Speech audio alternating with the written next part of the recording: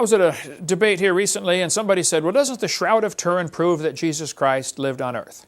Well, I don't need the Shroud of Turin to prove Jesus lived on earth, but what about the Shroud of Turin? Somebody sent me this book and said, oh, Brother Hovind, you got to read this. This is proof that Jesus was buried in the burial cloth, proof of death, burial, and resurrection of Christ. Well, they say the Shroud of Turin was the cloth Jesus was buried in. Now, here's the facts about it. This is a picture of it. You can see the picture of the face, and the arms are crossed, and, they say the holes in the hands where he was, crucified, and holes in the feet, and you can see the beard and all this stuff. There's several real serious problems with the Shroud of Turin. They say you can see the outline of his beard and his wounds. Well, the Bible says his face was bound about with a napkin. The piece around his head was different than the piece around his body. In John chapter 20, it says, Peter went in and saw the linen clothes lie, and the napkin about his head, not lying with the clothes, but in a place by itself.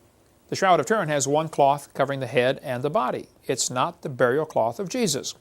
They saw the linen clothes lie by themselves, Luke chapter 24. Isaiah prophesied that they would pluck off his hair. Well, the Shroud of Turin shows a man with a beard. He didn't have a beard. By the time he got buried, they had plucked off the hair of his cheeks, okay? 1 Corinthians says it's a shame for man to have long hair. This guy had long hair. At least the image does, okay? Jesus did not have long hair. He was not a Nazarite. He was from Nazareth, okay? The custom of that day was to have short hair.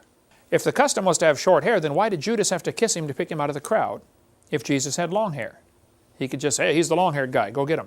No, Jesus had short hair like everybody else, okay? So, Jesus went secretly to the feast. Nobody picked him out as unusual. He looked just like everybody else, okay? He was not a Nazarite from Numbers chapter 6. That was a vow they took not to cut their hair, shave, and all that stuff. Samson was a Nazarite. Jesus was from Nazareth. Don't get the two confused, okay? It's no connection whatsoever. So the Shroud of Turin is a really old cloth.